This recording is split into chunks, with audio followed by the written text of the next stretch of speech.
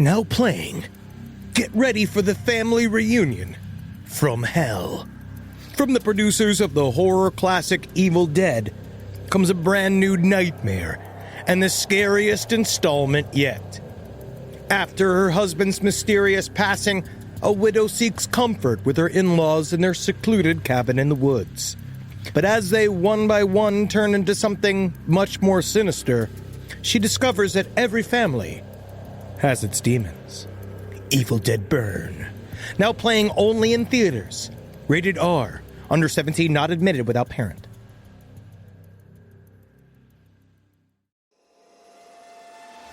Last podcast on the left is all about the facts. So when Southern New Hampshire University came on as a sponsor, it was time to do some research.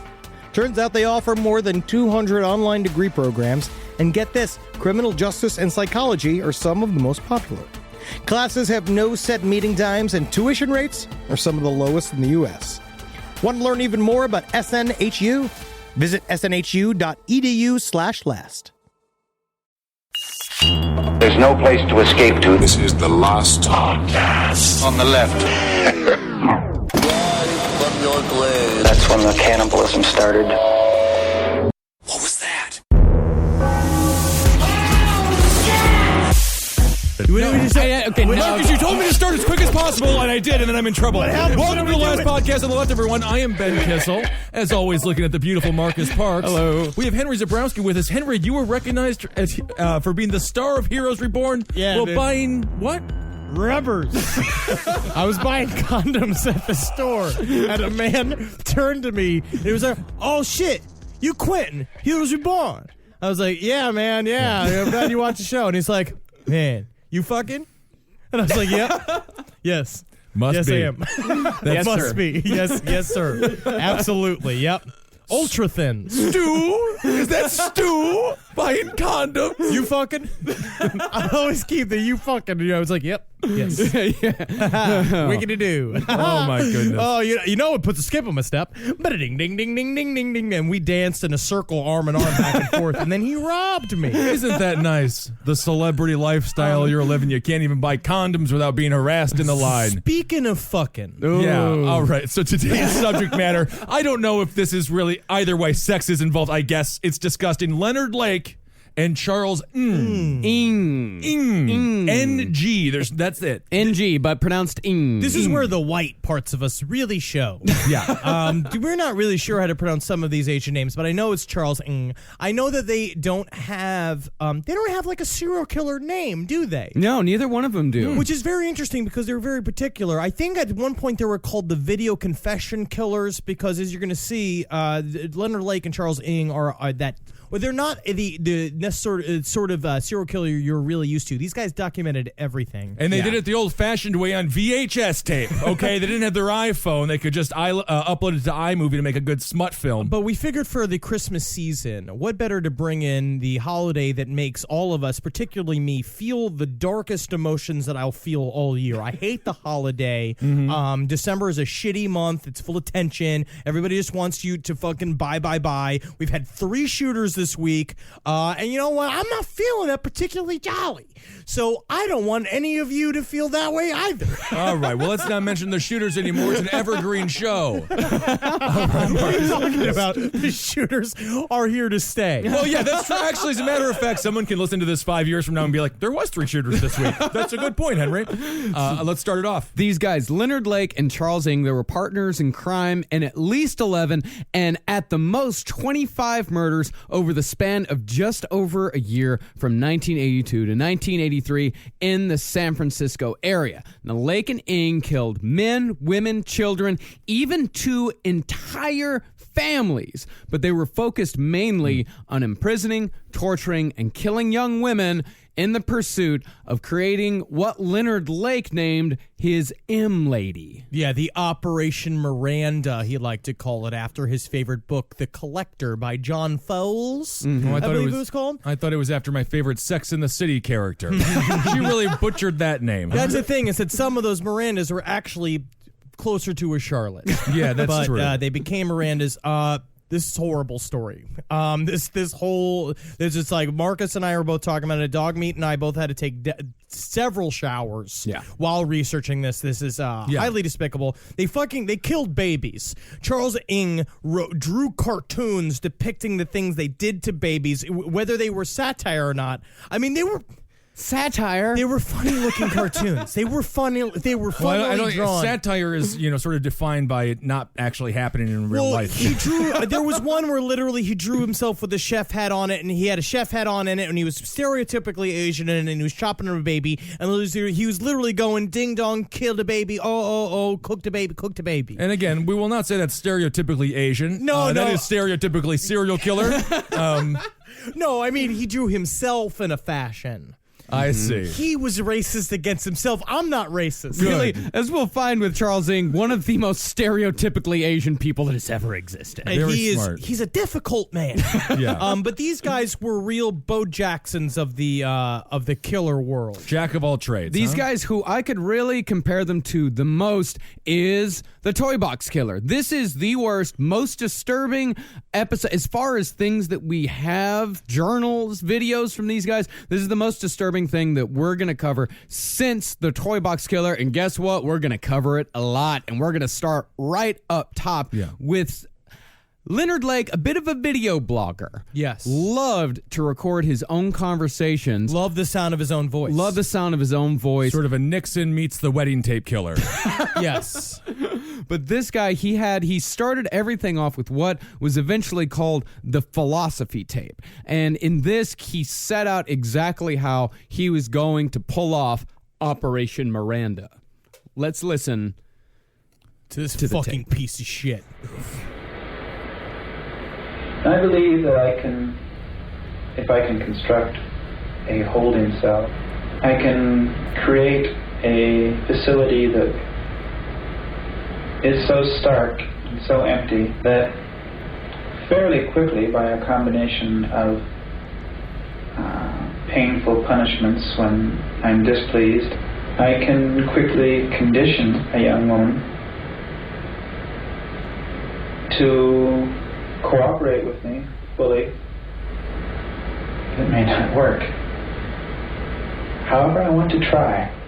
And what you're going to find out is that what these two men go on to construct is a gigantic Byzantine underground bunker, not unlike H.H. Holmes, that becomes their playground for sadistic sexual play for up to 25, possibly women, men, and children. Yeah. These guys, when as I'm researching, of course, when we research these things, it's the only thing that we can talk about to people. Which just makes us great. I mean, Christmas time. And it was also researching it while doing Thanksgiving. We're like sitting, Marcus and I are literally at Thanksgiving together. Like, I just see Marcus vigorously carving the turkey. Yeah, getting too into it, Marcus. Yeah, going over there being like, oh, looking like a real M lady over there, and then we have a hearty laugh, and then about 30 seconds of chilled silence. Yeah, no, don't have children anytime soon, guys. But these guys, Leonard Lake and Charles Ng, when I tell people, we're working on these like most brutal, one of the most amazing true crime stories that I've ever researched, people don't know about them. Just like people didn't know about the Toy Box Killer. It's because I think it's too much. It's quite a bit. It's quite a bit. It's just that the brutality of these guys, it's too much to handle. It's like Kid A. The album Kid A. Right, great album. This is just... but these guys are a special brand of pieces of shit. They are control freaks, hyper nerds, military nerds, which I think in the end, which we're going to see are the worst kind. We're going to see that it's military nerds. I think eventually you turn into a terrorist like Timothy McVeigh. It's kind of that same mentality. And these guys just love to put it in the bush in a way that was criminal. That's a good point. And I do want to point out Dog Meat actually woofed, which was kind of exciting. Woof. You gave a woof. I can't get the image out of my head of him pushing play on the VHS recorder and then having to run in front of the camera and then deliver it. And like, oh! There is some of that in the tapes. I see. Okay. Yeah. Well, while these guys are both very fascinating, let's start with Leonard Lake. Now, Leonard was born to Gloria and Elgin Lake on October 29th, 1945 in San Francisco, California. He'd be followed by his sister, Sylvia, and a brother, Donald. A little after Donald Donald came, though, Leonard's father, a notorious alcoholic, hightailed it up to Seattle to escape his presumably miserable life. And there is a special bus line for drunk dads that you can take from San Francisco to Seattle called the Dribble. You can take that Dribble bus all the way down, and it's just a bunch of drunk dads just hanging out, just swigging out a flask, having the best time in their lives, just listening to nothing but Def Leppard. And they drive that bus at twice the speed limit just in case they crash, and it'll kill all of them instantly. Right. It's like a Greyhound, but the toilet's always full. Yes, and they want it to go. They want it to flip. Take the Dribble when you're a sad dad. Well, Gloria did follow Elgin up to Seattle a couple of months later to try to save the marriage, but little Leonard would be left at home with the grandparents, never to live with either of his parents ever again, despite his mother and siblings returning to San Francisco within the year. Leonard stayed with his grandparents until he came of age. Now, this is what happens while he's staying with his grandparents is fairly rough. We're going to see early on that Leonard Lake, mostly when couples split up and they do the thing where they tell their children, this is not your fault. This is mommy and daddy still love you. We just needed to leave. I'm pretty certain that all of this was Leonard Lake's fault. Leonard Lake started off as a child highly sexually active. They said that he was a child, and that's actually not unnormal. A lot of kids wake up, kind of have a weird preternatural sexual fascination, but then it either mellows out or they become like a Larry Flint. You know what I mean? Sure. You become constructive with it. Make some money. Or a Jeffrey Dahmer. Or a Leonard Lake. And so he he was sexually fascinated with his own sister. But the thing is, his grandmother raised them in a very particular way where she wanted them to understand the beauty of the human body. And a part of what she did, I don't know how much of it's true or not, but this is from what I read from various sources like Murderpedia and a couple other places, that she basically made him take nude pictures of his sisters in order to help him get an artistic appreciation of the naked human form, and eventually began to develop a sexual obsession with his youngest sister, Sylvia. And eventually their older brother, Donald, became this very aggressive member of the household and used to beat on all of them.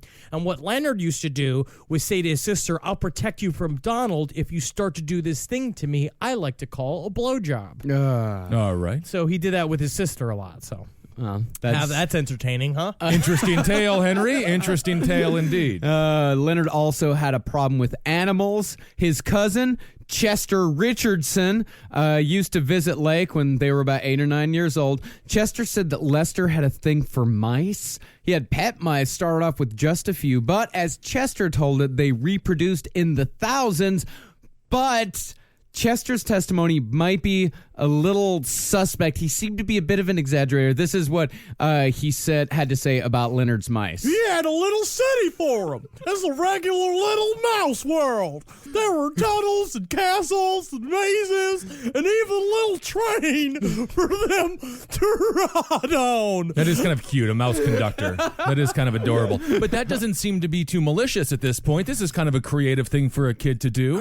It seems like someone who enjoys early games of being God. It's a group of tiny things you can own and command. Then yes, it's very constructive. So you just described the job of a city planner, which is all that he really was. But I would be mouse, very for mice. concerned if I heard from the mouth of a city planner, y'all just my mice going through my mazes and my tunnels till I'm done with you. I guarantee you they talk exactly like that. I actually promise that.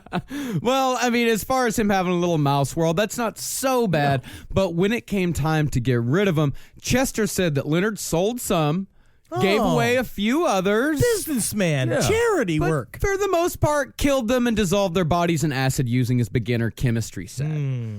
Much like Jeffrey Dahmer. But he said that when this is also true, this is a quote from his cousin. He said that what he would do is he would put them in a little jar of acid and they would slowly turn into a green little goo. An ugly green goo. Yeah, ugly green goo. Not a beautiful forest green, huh? Yeah. Kind of reminds, it's like Ratatouille, but fucking when he turns into slime. Right. Yeah, I think that'll be in the sequel. Well, as Henry said earlier, Leonard always had a problem with his brother Donald. See, Donald had been hit in the head by a train when he was 9. Yeah, I read that. Now, are we talking a human train? A train that carries humans or a small train? I gotta say, I mean, technically, his head's way stronger than most. Right? Because if he got hit by an actual train, this good on him. Yeah, it's an old-timey injury. Well, that, of course, caused brain damage, which caused Donald to be, in the words of his sister, quote, a little slow, and also made him quite violent. And That's the kicker. That's the kicker right there. And it also made him dependent on his mother. And this informed Leonard's opinion that he held from a very early age that people who were dependent on the government were lazy or incompetent. He said that he would poison the water supply of everyone on welfare if he could. Now, what we're seeing here is a very intense, conservative, like military-like streak that literally started from when he was a boy. We're gonna hit. What you're gonna say right here is that he basically became he's a piece of shit early and an insufferable teenager. Oh yeah, one of the worst sort of. I hate it when kids are conservative. Nothing is worse than seeing like a child Republican, because that means like there's no place to go from there. Like you have to start warm-hearted, and slowly the world should make you cold and broken. That's the goal of course. life. Yeah, definitely. But not when you're young. You shouldn't start like that. No, you shouldn't start railing against welfare queens when you're 10. No. I mean, the only thing you can do when you're 20 is to make a murder basement. That's the only place you can go. Yeah, that's eventually. If you start cold at 10 by, I think he was about 35 when the murder basement came.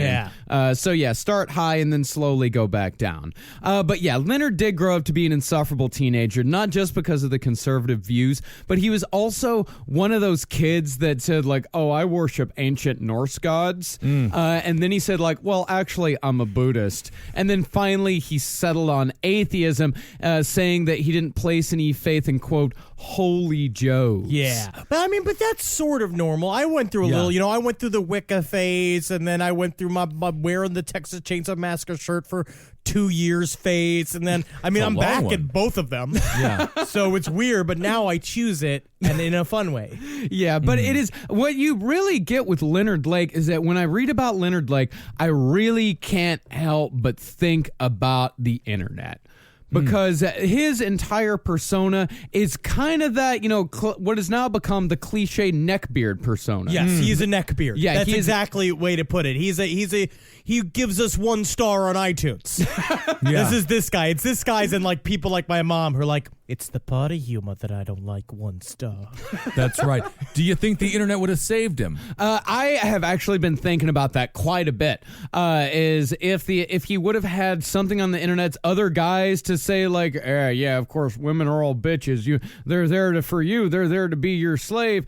Maybe he wouldn't have done this. Yeah. But like a real men's rights guy. Well, yeah. my question is with him is that to be honest, when I think of Leonard Lake, I think of the Cannibal Cop guy. What I think is that what he would have used the internet for, what we're going to get into with Leonard Lake, is this is a man that was all about sexual fantasy for forever, deep, dark sexual obsession with every time. And the one thing that the internet can do is, I think porn is really good in a lot of ways. Yeah. I think it's good to masturbate. I think it's one of those things you got to do. It helps a lot of people.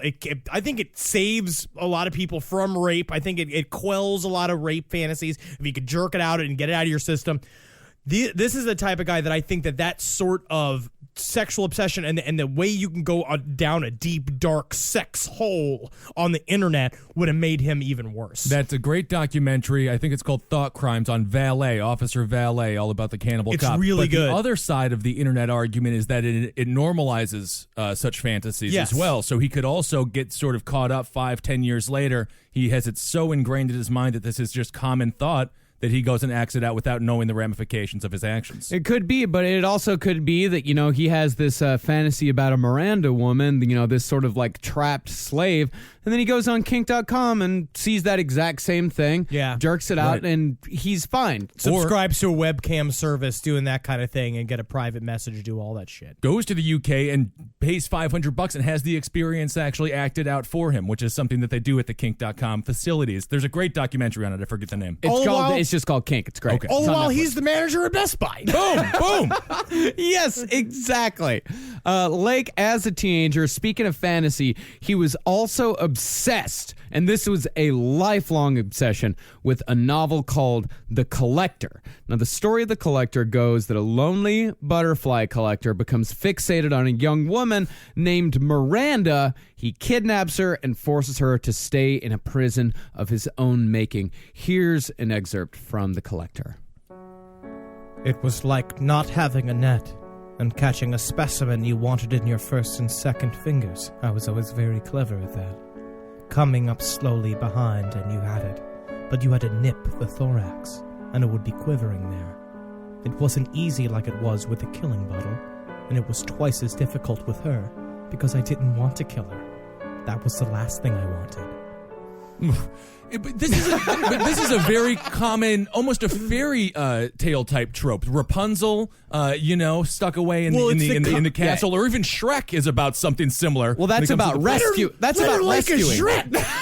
No, I think the detectives are Shrek. Leonard Lake is whatever the name of the terrible prince is. Yeah, exactly. Leonard Lake is the guy that keeps them, that keeps them in captivity. But it's also, there's the opposite, too. This is where Leonard Lake is a lot like BTK, where he romanticizes the whole thing and his position in it.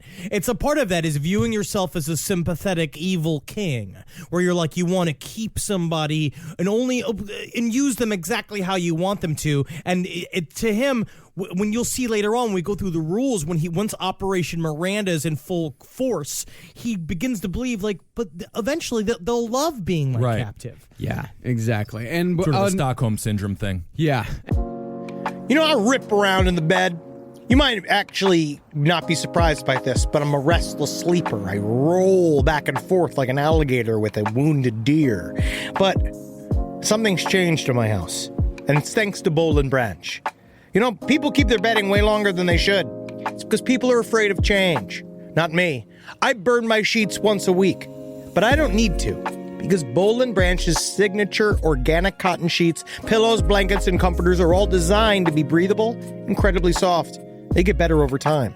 Start with the signature sheets. You're going to buy 2 sets so you can rotate them. Come on, you're going to want to. The moment you get into bed, you'll notice a difference. I know I did. I just got fresh from the bath. I was fully lotioned. And sliding into those sheets kind of felt like, to be honest, I felt like the luckiest pasta filling in the whole world. All right, they're really good. You will like them. You will feel like a brand new laid chicken, which is we're all going for. Just trying to be a hot chick again. Sleep cooler this summer with Boll and Branch during their annual summer event. For a limited time, get 20% off site-wide at bollandbranch.com/left with code LEFT. That's Boll and Branch, BOLLAND branch.com/left. Code LEFT to take 20% off. bollandbranch.com/left, code LEFT. Exclusions apply. This podcast is brought to you by Squarespace. Squarespace is an all-in-one website platform that helps you stand out online. Yes, that's right. You don't have to smash your face with a hammer. You can just start a business. It's got everything you need on Squarespace, from securing your domain to building a professional site and showcasing your work all in one place. Let's say you want to show everybody how you can carve your ribs out of your lower abdomen so that you look more like a Ken doll. That's amazing. You can bring your vision to life with AI-powered design or curated templates, plus flexible editing tools that helps you create something that truly reflects your style, especially if you are somebody that is trying to corrupt the young men of America. That's what Squarespace is really going to help you. Squarespace makes it easy. It makes it easy for you to put all that together, and you just go to Squarespace and do it all. Thanks, Braden. Head to squarespace.com/left for a free trial. And when you're ready to launch, use offer code LEFT to save 10% off your first purchase of a website or domain. Hey there, everybody. Is your cell phone bill too much money? Are you getting that bill and you're like, hey, what is this? I can't believe for what? For 5G? Are you crazy right now? $100? I don't even barely got any bars when I'm just sitting in my living room, okay? You don't have to deal with that anymore. Are you ready for this? $15 a month. That's right. $15 a month on Mint Mobile. Yeah, baby. Get their wireless plan because they're just sitting there on the T-Mobile 5G network and it's just $15. Your whole life, you're just paying all this money every month. You're like, why? Where's it going? It's going to these phone companies that are robbing you. So go to Mint Mobile. Let them help you talk to your mom. So get your new wireless plan for just $15 a month. Go to mintmobile.com/LPOTL. That's mintmobile.com/LPOTL. Cut your wireless bill to $15 a month at mintmobile.com/LPOTL. That's it. There's no catch. Upfront payment of $45 for 3 months, $90 for 6 months, $180 for 12 months. Plan required, $15 per month equivalent. Taxes and fees extra. Initial plan term only. Greater than 50 gigabytes may slow when the network is busy. Includes up to 20 gigabytes hotspot. Capable device required. Availability, speed, and coverage varies. See mintmobile.com. And Leonard Lake is one of the reasons why I consider Leonard Lake so fascinating is because you can, since we have so many documents written by him, since we have so much video evidence of him actually talking about these crimes very candidly, we can really see the evolution of this guy. Yes. We can see how these things actually, like how he went from fantasy to reality. Yeah, and why he went from fantasy to reality, like what that actually came. And what I kind of think is that we'll definitely get into this more probably in part 2 or part 3, is that it's kind of a midlife crisis. Yes, because that's what you're going to see later on. We'll go into this, but once he hits 35, he's like, I'm dumpy, I'm bald. He says all this stuff. He's like, my body's bad. There's a type of woman I want to have sex with that will not look at me, and so I need to find a way to make sure I can get that from them because I deserve it because I've come this far. Blah blah blah. Yeah. He's a piece of shit. Yeah, Right. Yeah, he's like the extreme version of the internet nice guy. It's like, why won't they? I'm a nice guy. Why do they always go with the assholes? Leonard Lake is the absolute extreme version of that. Right. I mean, if he didn't invest so much damn money in this murder basement, he could have bought a Corvette and trolled the town. I'm sure some young gal would have loved You it. just do that shit. That's what just you do. that shit. You don't need to keep a prisoner. I'll say anyway right now, if you have prisoners, Let him go. Let him go. Let him go. Get him out of there. Come on, you don't want it. It's too much of a hassle. Yes. You know it is, okay? When it comes down to it, you know how hard it is to keep the prisoners. Just let him go. Let him But go. you know what you should do is go ahead, buy a Corvette. Get a Corvette or whatever the coolest car is nowadays. So Leonard Lake, of course, it does take until his mid-30s to actually enact the Operation Miranda. But the man that he enacts it with is a man 15 years his junior, one Mr. Charles Ng. And his middle name's Cheetah, Yeah, which is so cool. His name is actually Charles Cheetah Ng. which is very funny because he's very chubby. And he doesn't seem like he'd move all that fast. Well, he became chubby later as he got into prison, because they all get chubby in prison. But he was kind of spry when he was a younger fella. When he was a rapist, you mean? Yep. Absolutely. So Charles Cheetah Ng. Charles Cheetah Ng, Leonard Lake's partner in crime. He was born on Christmas Eve, 1960, in Hong Kong, to Kenneth and Oi Ping Ng. He was the youngest of 3, and although middle class, the family of 5 lived in a 2-bedroom apartment with 2 grandmothers and 2 aunts. Which is, they had a very big family support system in China. That's kind of how that's how they live. It's cultural. But his father was like a driving, demanding man. Again, kind of cultural. He's a real tiger dad, which means that he beat the fuck out of him like a bunch. Yeah. But he really just wanted. If you listen to the stories afterwards, like of the experts of his father, like because the truth is that he had a lot of hope for Charlie, and he put a lot of work into Charlie, and was like, "I'm gonna do the best for you and pay for all these private schools." But then when it didn't work out, he was like, he started flipping out, started beating him. But later on, his father was like, hey, maybe I should not be beating so much. Maybe not. Well, this whole thing could have been avoided if the Chinese would have put in their one-child policy way earlier. This is Hong Kong. This is Hong Kong. So it's a British territory. Different. Very good. So Ing is different from Lake in that as a child, he actually loved animals and went to great lengths to care for them. Case in point was his pet chicken. Now, Charles had raised his pet chicken. It's very dangerous to raise a chicken in Hong Kong and consider it a pet. Yeah. You know? Yes, it did not work out. And so the chicken met its end in a cooking pot. And we don't know, by the way, if Charles was informed of him eating his pet chicken before or after dinner. You know, it's straight out of South Park. It's what Cartman did when he fed the man's parents in the Scott mixed Tinnerman's parents too. Yes, yeah. It's front of unbelievable. Radiohead. I want to say this. I was very good with chickens as a child. The Swenson farm had a missing chicken. And what detective did they call? Some stupid one. And then I went in there and I got the chicken out. What are you talking about? Swenson's lost a chicken. No, Swenson's is a That's grocery the name store. of a family. That is the name of a family Oh, that the lost family. a chicken. Oh, okay. They sent in somebody to get the chicken. The chicken did not go to that person. Where did the chicken go? It was up in the coop. And I went in. But is that and I where went the in and chicken's said, supposed "Chick, to be?" chick, chick, chick, chick." Yes. No, but they wanted it to probably kill it. So you... Okay. Well, now that I think about it, actually... Yeah, you were the chicken- Grim Reaper of this chicken. Well, yeah, You now went it- out, earned this chicken's trust somehow as a giant boy. Yeah. You went out and, like, did you flap your arms Oh. and buckle down like you were a giant chicken? Very theatrical. I did what I had to do. Now, was this at the time when you were also told by the principal you were hugging people too much? No, that was years later. Yeah. So, anyway, I just And wanted a to say, little look into the life of Ben Kissel. I got the chicken down. The chicken and I were very Another close. day in long fat man history. Concerning other pets, Oi Ping said, Well, there's a problem since he kept getting these delicious pets. Yeah. So he got a turtle. And so the mother said when he's walking around with his turtle on a leash, and then later, he had a turtle, and he would not let us rock it up, so the turtle was all over the place in the house. So every day, he's buying fish to feed his turtles. And then, what are you going to do? The turtle's getting bigger. And I'm like, turtle soup. And so I just get a craving for it. So what do? Chip it to chop with my chopping knife. And no turtle no more. Charlie come in, and he's like, oh, where my turtle go? I say, you eat soup for 3 days. You eat soup for 3 days. That's where turtle go. And Right. Charlie go, oh, boo-hoo. Yeah, he was very sad. I didn't know that turtles ate fish.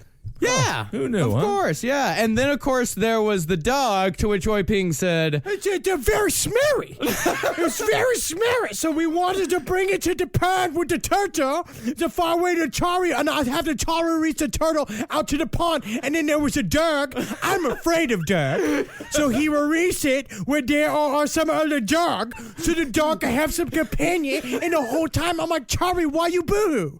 And Chari boohoo say he gonna rock up woman and make her do the rape for many months. And I'm like, Charlie boohoo. Seems to me like Charlie's mother is the future serial killer. She's just killing all the poor boys' pets. and you know, each pet that was lost just devastated little Charlie. Just And devastated. the thing is that him. he was such a little bitch. You're going to see this later on, too, when the trial goes south and he's sentenced to death. Yeah. You see this pout come on his face where he's just like, fucking court, always wrong. Where he's like, literally, like, that's what he, literally, I'm not being racist. No, I'm barely it's- being racist. Yeah. No, that is actually exactly what he sounded like. Yeah, and so this little kid, like, these were temper tantrums. Yeah. When she took these pets away, it's because you're living in a goddamn house with your 2 aunts and your grandparents instead. And the last thing you want is a turtle and a dog shitting all over the place. I understand why she turned them into soup. No, I'm on Charlie's side on this one. What? not. Have you ever heard of a parent killing your favorite animal and then feeding it to you three times? This is China. This is China. There's very little food going around. He's bringing food in the house that he's giving names. You're just bringing food in the house. I don't even know which side you guys are on anymore. I am so pro not feeding your child their pet. Okay. Thank you for clarifying. I mean, I'm just saying there's a difference between a pet and an amateur farm. You know what I mean? That's what he's turning the house I into. don't know. Of course, these temper tantrums turned into behavioral problems.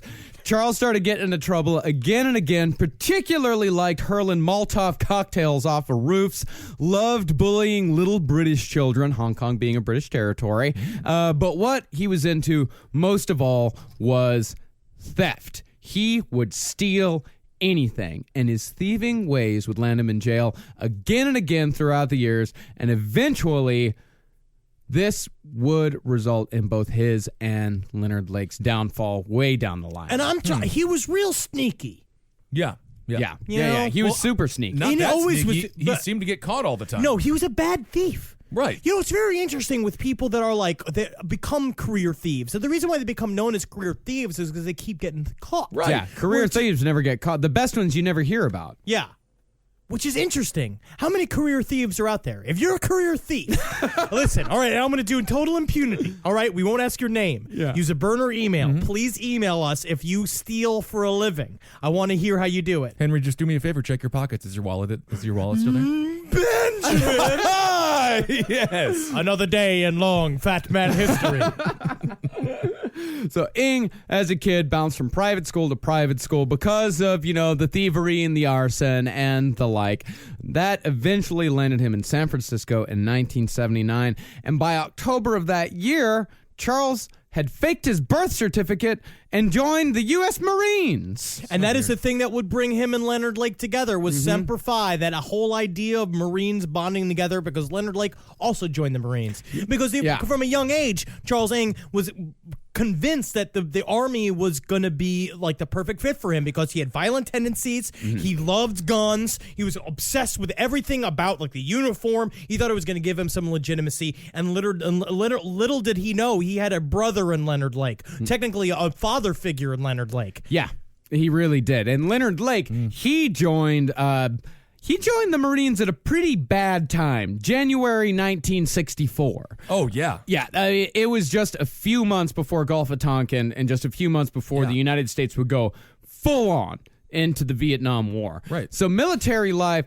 immediately appealed to Leonard Lake. Of course, he loved the guns. He loved the quote-unquote survival skills that he learned in the Marines. But what he really enjoyed was the affectations of military life. Well, that's what all these guys do. They like the feeling that being in the military give him, these types that join the Marines. These It's got types, nothing- no. They're, we have a ton of listeners in the armed forces out there, but these guys, people in the armed forces, the guy we're talking about here. Yeah, it's the piece of shit that's there just because he gets a helmet and a gun. Yeah, and loves camouflage. That Leonard Lake was one of those camo guys that only shops at Army Surplus, wears camouflage all the time, lots of berets. He loved the language of the military. He always referred to all of his actions, no matter how mundane or sinister, he always called them operations or ops Yeah, for short. God, Operation Go Get Me Some Toilet Paper because I just shat and I ran out of paper towels. Yeah, you just poo-pooed yourself in the middle of mess hall. That's not an operation. Just go clean up. Operation Brownie Pockets is in effect. Yeah, is that what you're going to call that? You just shat yourself, you drunk bastard. And of course, there was the promise of violence. Leonard, later on, he would tell people that he loved his time in Vietnam. He didn't even want to leave. They made him leave. That he, quote unquote, killed a lot of people. And that the hardest thing he had to do was, quote unquote, zip up a body bag. But he was totally full of shit. He was lying. Because he worked, what was he? He's a radar technician. He was a radar. Yeah, he was a radar technician, and that's another thing that that vets say a lot is that the guys that talk about combat never saw any. Right, so they're trying to just sort of, trump up their own egos, huh? They're trying to trump up their own egos. They're trying to seem impressive to people, or they're trying to intimidate people. It's like, yeah, I killed some motherfuckers. The people who actually kill people don't fucking talk No, they're about it. haunted by it. So, My yeah. uncle killed people. He can't even talk about Vietnam. He can't even go to Chinatown. Right. So That's true, right? I mean, that is true, but not talking about it. I've never seen him in Chinatown. But I imagine if he went to Chinatown, he wouldn't be good there. yeah, might trigger some PTSD, huh? Yeah, you could say that for inherent racism. So this guy was like, I love the smell of napalm in the morning. And then he would just like look down and be like, oh, that's an omelet. Never mind. So he never saw any battle at all. Didn't see a single minute of combat. Spent all of his time on a base in Da Nang. Maybe he might have heard some gunfire, might have heard some bombs here and there, but he never once went out into he was never in country. He did love the whorehouses of Vietnam, and that's actually very true. He Yeah, did. of He course, did. they all Of did. course, that's what he did. That's. Yeah. I mean, what you're going to see again. He got training for it. Yeah, he went into Da Nang, got some horrors, and came on back, worked on some radar. But really, the Marines, to their credit, this was the only time in Leonard Lake's life that anybody would see that maybe there's something a little fucked up about this guy. And that's the Marines. Right. The Marines say to in a guy, 1965. literally, they were like, we can't put a gun in your hands. Meanwhile, they just faked a terrorist act to start a war in Vietnam. I mean, Like- yeah, Vietnam, they were like, you are far too sane for this gun. Go back, have a pint of whiskey, come back, we will arm you. Yeah, Vietnam exactly. was crazy. Yeah, Vietnam was crazy, and Leonard Lake was too crazy for Vietnam. Yeah, so they didn't give him any sort of. They let him go nowhere near the field. He didn't get a gun, and he was diagnosed as a schizophrenic, basically impending schizophrenia. Yeah. They were like, basically, he was like, well, it's like he is one egg short of a dozen. He was like, that's like what his fucking terminology was, and they kicked him off the fucking Marines. They gave him an honorable discharge. And he was put in a hospital psych ward for a couple of months, and his first wife, Karen Lee Minersman, who he married between his first and second tours of duty, later told of a strange incident involving him soon after his diagnosis. One night, Lake broke into a storage facility to steal quote-unquote government equipment. Karen doesn't remember exactly what it was, but either way, he didn't find what he's looking for and blamed his failure on, quote, an attack of diarrhea. Operation Brownie Pockets is in full effect. Retreat. I can't believe they've come back again. His solution to this was to lay in bed for days at a time eating nothing but chocolate. I know how that feels. You right, Kathy? Mondays. His reasoning was that chocolate caused constipation, so as soon as he was suitably plugged up, he could resume his op and complete his mission. But as far as we know, he never did. I would resume Operation Brownie Pockets, but I got to tell you what, I love shitting. Yeah. Sounds like he likes chocolate more. So no, Operation Fondue Tube is in full effect. Let's go. Oh, my goodness. But the rest of Karen's marriage to Leonard wouldn't be so whimsical. That was the good part of it? That was the one 4 days in bed slamming chocolate so he would stop shitting himself? So we could steal things from the government. Oh, we had some good times, honey. But man, mostly it's been pretty rough. Yeah. So she described their first few months of marriage as quote unquote sorta average. And their time, That's how I always like to describe all my romances. yeah, especially the honeymoon phase, sorta average. And she described their time after he was officially discharged as quote unquote fairly normal, but things went downhill fairly quickly after that. As we know from Leonard's philosophy tape that we heard from at the very beginning of the show, and what we know about psychopaths in general, Lake's relationships always started off with him playing the sweetheart. Because he wants to appear to you as a person that you want him to be. Yeah. Like he wants to be the perfect man because a part of it is the sadistic pleasure he gets out of making the switch. Or does not understand why you won't jump with him to the switch. Because he was a very, as we're going to see, kinky man. And not in a way that was remotely normal. It's because it was just, as soon as you gave him in, she would take a mile. His sexual predilections were unquenchable. Did he have that much forethought, though? Or was he just, in order to get people's attention or to get someone to love you, you have to do what you have to do. Did he want to be a good person? No. He knew that Absolutely he was not. like, every time that he would do something kind, he was just like, just wait, this is all bullshit. Well, it's because he just felt he was above everybody. So Right, he yeah. feels like he has to condescend and talk down to the people that are below him in order to mesmerize them. And then it's like what you're going to see, what he says before about the term off-the-shelf lover, Yeah. which is like how slaves were off-the-shelf employees, where it's like that's like that's what he wanted. So in the end, he would take these women and mold them into a way that he wanted. He thought that they would go along with him because he was so superior and he had this spell over them. And like most of the time, they're like, no. Yeah, and when it didn't work, it always came back to like fucking bitches, man.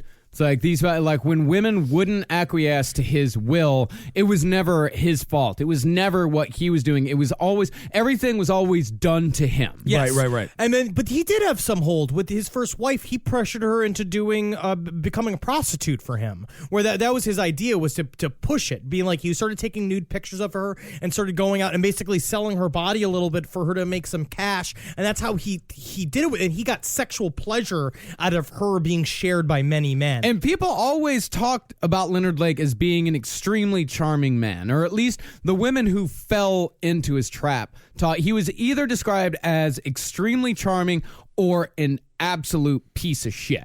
Like a lot of people did kind of see him. It's like, there's something really wrong with this guy. But this is where we'll see the stripe of H.H. Holmes. Yeah. Where he believed he was larger than life. Yeah, and Leonard Lake's biggest kink by far, the thing that got him off the absolute most, something that started in childhood, taking nude photographs. Over the years, Leonard Lake would accumulate dozens upon dozens of albums of nude pictures he'd take of both women and young girls. And it wasn't just pictures that he was married to or dating either. He convinced countless women to pose for him over the years. And how he loved to show those pictures to anyone who would look.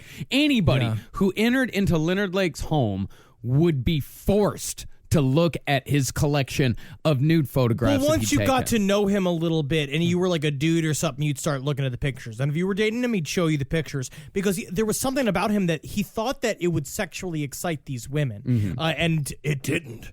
No, believe it or not, they don't like to feel extremely jealous. No, exactly not. And he, showed him to his wife, Karen, all the time, that he was taking pictures of other women while he was married to Karen, and his douchiness in that marriage extended far beyond the sexual realm. He claimed to hate telephones and only got her a telephone after concocting a completely fake identity to give to the phone company. What a douchebag. It's just this thing where it's the guys that were like, I don't shop online because the government's going to take my credit card. And you're like, man, they got all our shit already. Shut up. Just fucking get over it. Hey there, everybody. I want to talk to you about horticulture. Yeah. Did you know that Fast Growing Trees is America's largest and most trusted online nursery? I did it. I got trees from them. I got bushes to cover up that stinky wall that my neighbor has in my house. It looks good. It's really going nice. But last year, I got an avocado tree, and woo, doggy, she grow fast.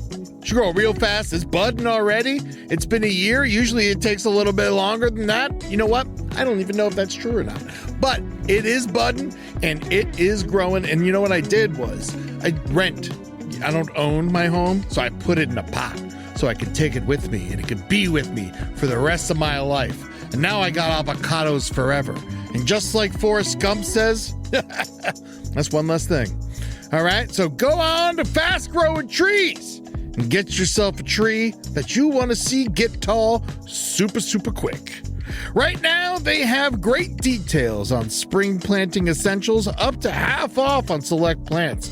And listeners to our show get 20% off their first purchase when using the code LEFT at checkout. Offer is valid for a limited time. Terms and conditions may apply. FastGrowingTrees.com.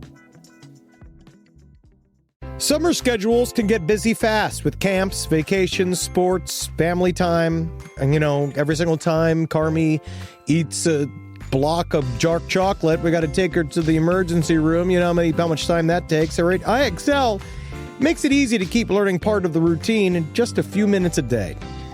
IXL is an award-winning online learning platform that helps kids truly understand what they're learning, whether they're building math confidence, strengthening reading and writing skills, or reviewing science concepts. From pre-K through 12th grade, IXL offers personalized, interactive learning that adapts to each child's level and pace, which is great because Carmi has been really slow in biology, and Wendy has really been struggling with American history, mostly just because she doesn't agree with the way it's being taught. So it's really important. You make an impact on your child's learning. Wendy, as soon as she gets her chicken, she is ready for all of her lessons. And Carmi just really has to eat 5 or 6 bites of liver, beef liver, chicken liver, and then she can really get down to, I'm hoping this is the year she reads To Kill a Mockingbird. So really, IXL, thank you. Make an impact on your child's learning. Get IXL now. And Last Podcast on the Left listeners can get an exclusive 20% off at IXL membership when they sign up today at IXL.com/left. Visit IXL.com/left to get the most effective learning program out there at the best price. It's summertime, baby. And you know what that means. You're going to go to Quince and you're going to get yourself some new clothes. Something happened to me by accident recently. I had a nice little Quince mistake. It was Father's Day, and we wanted to get Julie's dad something nice, so naturally we went to Quince. We looked around, and we were like, oh, look at this 100% organic cotton mesh stitch button-up sweater polo. I think Bob's really going to like this. So we get it, and we buy it, and then you know what happened? A little fudge, a little mistake. Accidentally sent it to our house instead of Bob's house. Julie's like, oh, I'll just get a refund from Quince and we'll mail Bob another one. I was like, oh, okay, that sounds nice. But, maybe I should just see it first. She pulls it out. I was like, whoa, look at that. It's like a button-down polo with nice little holes in it. It's breathable. It's not bad. I think I'm going to wear this to Jazz Fest this weekend. Wore it to Jazz Fest. Got 3 comments. One was by a lady. Not bad, Quince. So get your hiney over to quince.com. and treat yourself good and feel good. Look good this summer. Make your summer wardrobe easier. Go to quince.com/last for free shipping on your order and 365-day returns. Now available in Canada too. It gets hot up there. That's QUINCE.com/last for free shipping and 365-day returns. Quince.com/last. Look like a prince, and you Quince, you jerks. He pestered her constantly about taking part in 3-ways, which she only did once and did not enjoy. She supported him completely by dancing at a local strip club while he gardened all day long, and he just would not shut the fuck up about the collector. I don't know. I mean, up to this point, to be honest, though, taking nude pictures, everyone on their cell phones right now have tons of nude pictures, and then the killing of the mice, that's not that extreme. I mean, I want to see when he really jumps the shark, because at this point, he's not quite as bad as, someone like a Ramirez already at this point, or, there's a lot of crazier people who we've covered up to this point, I think. Well, he makes up for it later. What guy, I don't particularly have a 3-way fantasy, but many guys have a 3-way fantasy. It's the way that, it's, as far as some people, okay, let's say, when I was a kid, I used to kill frogs, but that's not quite as bad as killing dozens of mice and dissolving their bodies while giggling. Yeah, I've gotten some... Put fireworks up their buttholes and laughed your ass off. But technically, that was Texas games. And that's also the only thing they could do as kids. And also, they were reptiles. They're further away from us. Then mice? Makes no sense. Oh, you're really... That I will say makes no sense. That is a weird Texas validation. No, that totally makes sense because mice are mammals. They're closer to us. Leonard Lake's entire life was devoted to sex. Yeah, and that's the problem, is that it's once it gets to a point, and it was past working at a job, it was past the collector became everything on his mind. That's where it became the unhealthy and became bigger than just some guy who's into 3-ways. Right. Is that it was the only thing he was concerned with. Yeah, I'm just saying, I'm interested to hear really how he goes to the next level of true horror. Right. And as far as the nude photographs go, imagine if you got a bunch of, say, nude selfies from a bunch of different ladies, and you insisted on showing the nude selfies that you have on your phone to every acquaintance that you talk to every time you saw them. It would be awkward and uncomfortable, right? But I'm not saying that then I would immediately jump to murder basement. But also, he had physically forced his wife. He had physically forced his wife to work at a strip club and become a prostitute. This is what he's doing. He became like an amateur pimp. his own version of the Collector in a small way in the house as like a sort of lead up. And he was also super abusive. He would administer what he called controlled beatings, that he would start hitting her with now we're getting there. Okay. Yeah. He started hitting her with an open hand. It's hard. I just spoke too soon. I'm sorry. Then he started with an open hand and then slowly worked his way up to a fist. She endured the marriage for 2 years before finally leaving him in 1972. His last petty act would be to break into her new apartment and burn holes in all of her clothes with acid. And Leonard's sister Janet said that the divorce was the last time she ever saw Leonard cry, and along with the kind of sort of not that bad abandonment of his mother as a child, was the source of Lake's hatred of women. Which is also a very common psychopathic trait where he just pins it all on this one woman that betrayed him, even though he was beating the fuck out of her. And then his mom, who left because she couldn't handle his drunk father and the fact that she literally was staring into the eyes of a young psychopath. Yeah. Yeah, I mean, again, the burning of the holes in the clothes with acid is very specific, but people cut up their ex-significant other's clothes all the time, leave them on the front lawn, things like that. I mean, the controlled beatings now we're getting, I understand. He's not a good person. It's the term controlled It's just beatings. very bizarre. Yeah, he's just a... It is very bizarre. And I do agree that this is a pretty normal, I would say at this point he's average psychopath. But also we are forgetting during this time his obsession with the oncoming nuclear holocaust that was going to end all life on Earth. And that's what we're getting to right now. That is a thing that he had carried since the Marines. Yeah. When he was going through the Marines, a part of it, he sort of this diatribe early on about how, like, this is just the fucking beginning. These communists are going to take this up to the fucking midnight of the nuclear clock. It's like, this is it. We got to prepare for the end times. And everyone's going to be like, Lenny, you're being crazy. And he's like, I'm not crazy. Yeah. Which means you're crazy. Right. Yeah, he became obsessed with using and learning quote unquote survival skills, which he was one of those assholes that used to bury food in the woods and thought that was going to save him. And so while legitimately he would bring people over the house, talk about his food deposits and the end of the world while flipping through nude pictures of the many prostitutes he paid to take nude pictures of. Rough neighbor. Also, rough new boyfriend to bring around the parents. Yeah. You don't show him to mom and dad for quite some time. He's just not a cool guy. No, absolutely not. He said, like, if you don't have survival skills and if you don't have a bunker, then you're not going to survive the impending nuclear holocaust. But you know what else you can use a bunker for, dog meat? Sex slave prison? Oh, yeah. You could definitely take a bunker and turn into a prison for a sex slave, which is also exactly what he wanted. He felt that women should only be used for cleaning sex, and when you're done with them, you can put them away. You know, it's funny. My parents used to always tell me that it doesn't matter what grades you got in school because you never know when Jesus is coming back. Oh, and then they found out Jesus wasn't coming back. They moved to Florida. That's what they did instead. But you get the feeling after the nuclear Holocaust never occurred, which everyone was saying was going to occur. I mean, this was still lockdown drills in middle schools. They would hide under their desks because that would somehow not get you murdered. But I think once that didn't happen, maybe that was the reason he's like, step 2 in life. No, he always thought, up to the very end, he was waiting for the end to come. And what he would do to also prepare for that is that he would, as Marcus put here, he's very fatalistic. Yeah. He kept with him cyanide caplets that he would use on dogs in order to work the dosage out. He would sew cyanide caplets into his clothes just in case whenever the shit went down, he could fucking off himself. Yeah. And also, he would not shut up about to anybody that he met. Right. Yeah, he would always say, I carry death in my pocket.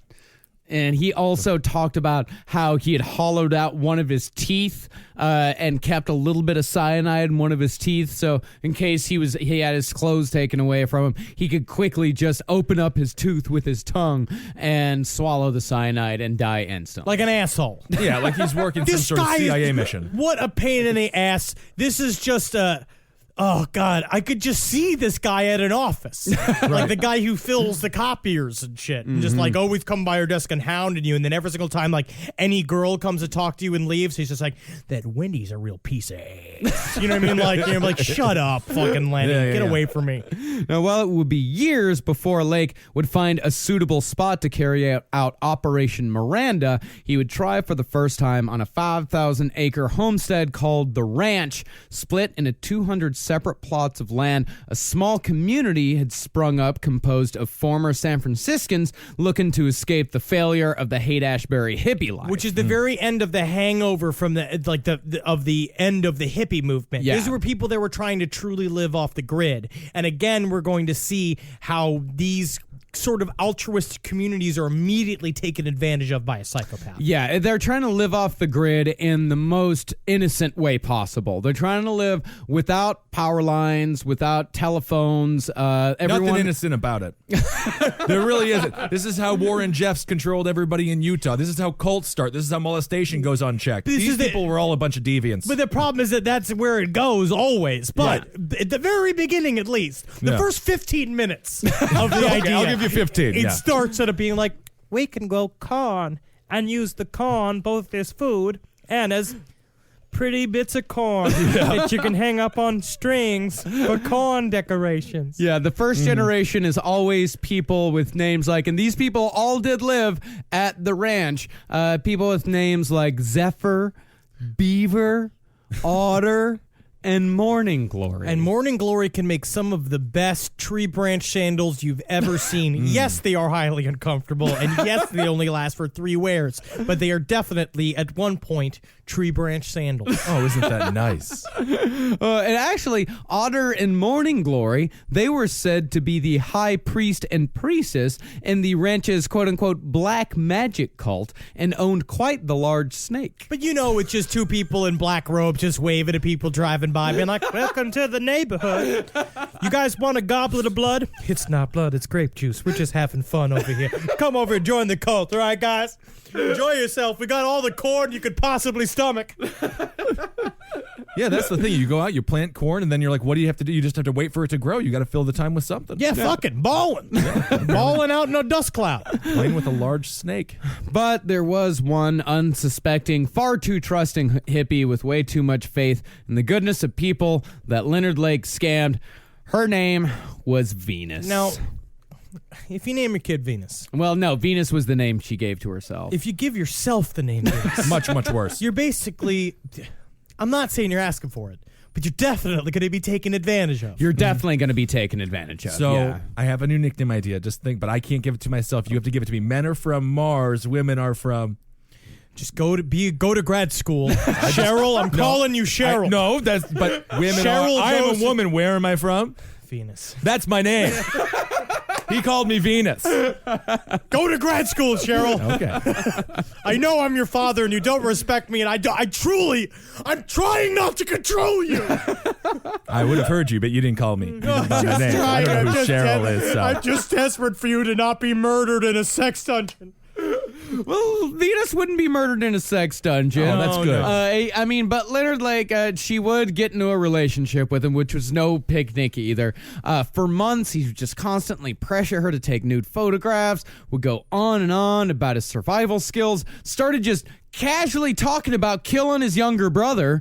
But even creepier were his frequent mentions of Operation Miranda and the bunker he needed to build to pull it all off. And Venus, for some reason, thought that Leonard was building a shelter for people to escape the cities.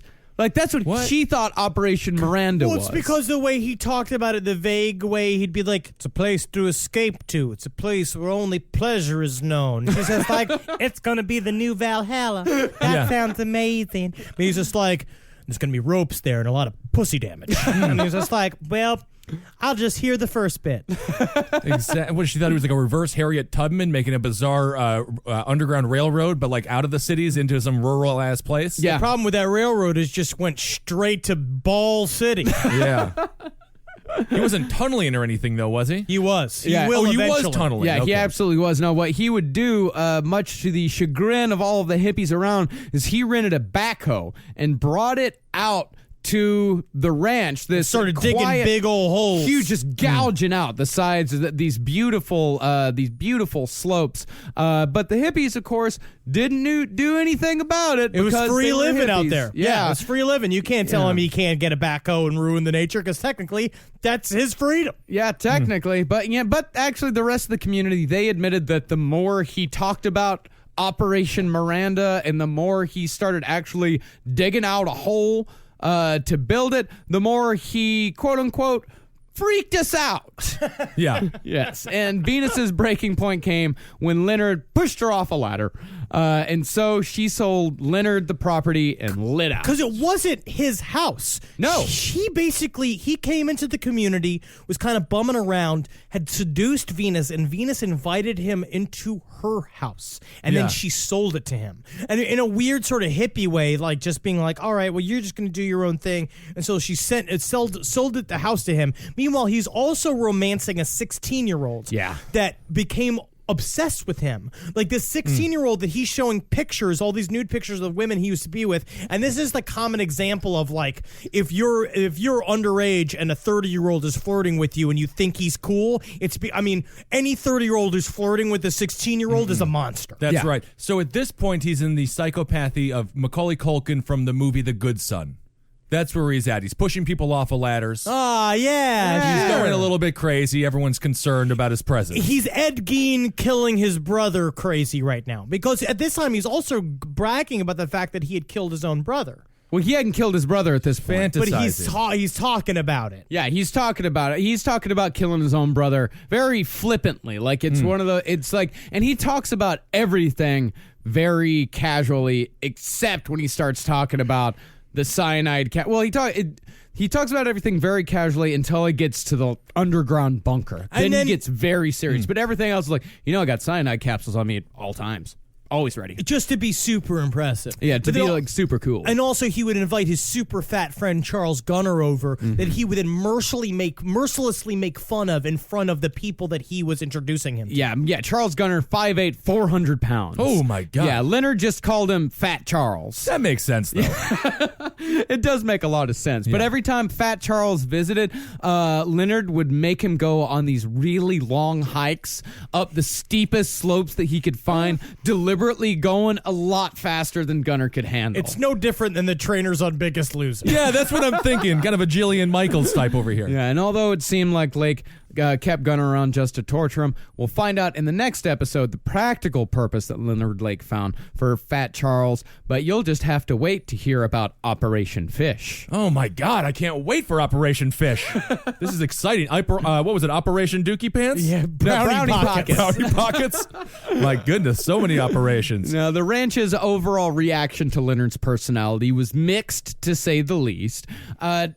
But he did manage to make one friend. With the black magic priest next door, Otter. So after hanging out a couple times, Otter told Leonard that through his occult studies of rare magical creatures, he think he had rediscovered a lost process for creating a unicorn. It's like an extra stupid Animal House. Yes.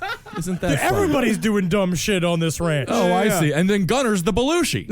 It's all working out. Yeah. So, yeah, Otter told him that he had rediscovered, and Otter was 100% serious when he told them, it's like, yes, through my black magic studies, I have rediscovered a long-forgotten process for creating a unicorn. The only thing one has to do to create a unicorn, the magical beast of lore and figmentary was to perform a simple surgical procedure on the first hours of a goat's birth, which would then cause just one solitary horn to grow from the animal's forehead. And then it's a unicorn, can't you see? So it's the theory of like cut off one of the dog's legs and the other leg kind of slowly moves to the middle? Is that what it's saying? You can snap an animal's bones into any shape you like. You can? You can. Sometimes they die, but that's just the magic overtaking them over to Neverland. But you would just say it's a one-horned goat, not a unicorn. Unicorn. Okay, unicorn. All right. Otter had only been able to pull this off successfully once, and so he named his unicorn goat Sir Lancelot. Oh my God. And as soon as Leonard caught a glimpse of the animal, he, in the words of Die For Me author Don Lasseter, quote, could see unlimited potential for the seductive use of Sir Lancelot. What a nice bunch of hippies they were. And by the way, Die For Me by Don Lasseter, yeah, I'm using this book for information, raw facts, but god damn is it bad. It's just a lot of side stories. It's a lot of side stories. I don't need to know the backstory of a guy that once told Leonard Lake about a place that was hiring. That is in the book. This author spends 2 pages on the backstory of a guy that just pointed at a building and told Leonard Lake they're hiring over there. No, watch the documentary Journey into Evil. That is very informative. And also one that I'm reading right now, I believe, is called Into the Blood. I'll put it up on the Facebook page. It's good. It's an hour and 40 minutes long. Ooh, wonderful. Marcus, you have developed a history of reading authors' books and then taking all the information out of it and then just throwing them under the bus. No, I don't. What are you talking about? It's a good book, this guy. You haven't read anything. I read the cover of it. Dive in. He's got pictures on it. I love the picture. I mean, at the very least, I want to say this guy crushed the pictures up. But I will say, the one thing that he crushed it on is this little story that I really like, because Sir Lancelot, the unicorn goat, would be used to make Leonard Lake's ultimate seduction come true at the Renaissance Fair. Oh, my God. Oh, the Renaissance Fair is a very important part of the Leonard Lake story. Of course, his proposition to Otter, very simple. Hey, buddy. Hey, listen. This goat, loving it. All right? Love you, made a unicorn. That's what I'm going to do. I'm going to take this goat. I'm going to go to the Renaissance Fair. I'm going to charge money for photos with the goat. I'm going to return with profits, right, from the pictures. I'm going to split it with you, Black Priest Otter. Meanwhile, Black Priest Otter is just being like, that's against the tenets of black magic to accept money for just... It's a sacred animal. But guess what? It fucking worked. It worked many times. So many times. It worked enough where he kept this scam going on and off for an entire year until the magical summer of 1980. I'm going to put it this way, guys. Remember, all right? I've heard people out there lamenting being single, but listen, sometimes we just had a thread about it. But sometimes you just got to do what you love, and then love will find you. That's right. Because you're keeping your mind on what's important. So sometimes you got to take a goat that is mutilated to look like a unicorn out to a fair for up to a year, because you know what that can find you? The perfect mate. Yes. Because someone who is in love with you and you're because someone who's in love with a unicorn that is obviously a goat that has been tortured to look like a unicorn is going to love you and all of your dog shit about underground bunkers and cyanide pills, and it's going to be in the form of a woman named Clara Lynn Cricket Blast. That's right. It's sort of the personification of, if you don't love me at my worst, you won't love me at my best. So she loved this goat. Yeah. And not only she loved the goat and unicorn, but like the cut of Leonard Lake's jib immediately. They started like there's an exchange where she's just like, nice goat. He's like, it's a unicorn. She's like, well, something here's got a long horn. And he's just like, wink, wink, and boom, they were in love. Yeah, wow. They just immediately, this like weird sensual banter back and forth. She immediately moved in with them. And soon after, Cricket, who she'll be known from here on out as, soon after she came into his life, so too did Charles Ng, which we'll get into in disgusting detail on part 2. All right, so you would say this is the most lighthearted of the episodes that we'll be discussing here. Because the rest of it's pretty bleak. All right. Very bleak. It gets extremely bleak. We're going to get into some of the journals. But don't worry, we'll make it fun. We'll make it fun for you. Don't even think about it. Don't think about it. Henry? You see, you're thinking about it. You see how you're thinking about it? Yeah. Don't think about it. Don't think about it. All right, that's episode 1. Yeah. Mr. Lake and Charlie. I can't wait to get in and learn a lot more about Mr. Charlie here. Yeah, because, it can maybe help you find a girlfriend, Yeah. I don't need a lot of help with that, I'll tell you. All right. Oh my God, I'm getting proposed to. Gossip. Wow. But no, I'm still celibate. That is by my choice, though. And that's not one of those cheesy comedian jokes. All right. So, cryptic. What's that? Cryptic. All right. We have some shout-outs here. Ooh. Yes, we absolutely have some shout-outs. I want to get a shout-out to Gary Schmidt. Happy 40th birthday, buddy. Ooh, yeah, I got the same shout-out, buddy. Hail Satan, it's your birthday. Don't make a bunker where you keep women as slaves. No, he seems to be very happily married. That's great. I'm just saying both of you. Because sometimes husbands and wives do it together. You don't do it. Also want to say happy birthday to Carly from your boyfriend Simon Miller. I hope you guys are still together. Are we just doing like a Good Morning America thing now? We're like, Sometimes- and happy 100th birthday to Gloria in South Dakota. Sometimes it's nice. I Yeah, don't sometimes know. sometimes it's nice to be nice to the people, Ben. No, I mean, I'm very happy. I'm happy birthday. That's great. Ben Sarah. No, I think it's wonderful. You had a birthday. Yeah, and if you guys want a Last Podcast on the Left t-shirt for Christmas time, go to Cave Comedy Radio or go to cavecomedyradio.com/merch. The last day we're going to be sending out t-shirts for Christmas. The very last day is December 21st, so get in your orders before December 20th if you want to get a t-shirt for your special somebody, and even then it might not be guaranteed, so be sure to order your t-shirt as soon as humanly possible. Do it now! Yeah, because we're going to be getting a lot of orders in the next couple of months. You want to be sure to get your t-shirt for your sweetheart. Wonderful. All right, find Marcus Parks on Twitter at Marcus Parks. You can find Henry on Twitter at Henry Loves You. I'm at Ben Kissel. And let's see, thanks for supporting all the shows here on CCR, Top Hat, Roundtable, Page 7, Sex and Other Human Activities, and all the other programs. Hail Satan. But just enjoy yourself. Find joy in this holiday, even if it's going around wrecking people's fucking Christmas decorations on the street.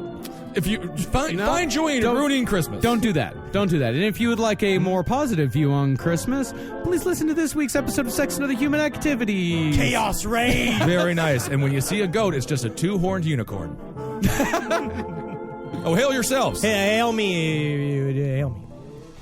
For more shows like the one you just listened to, go to cavecomedyradio.com.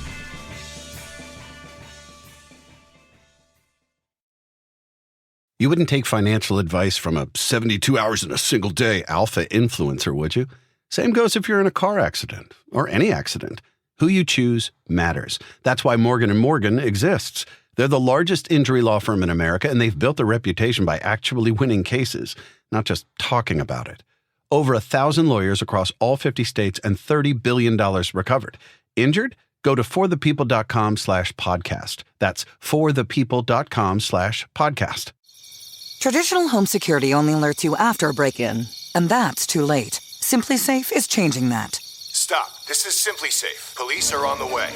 We don't just alert, we stop crime before it starts. Simply Safe, plan starting around $1 a day. Save 50% on your new system with professional monitoring at simplysafe.com/SXM or with promo code SXM.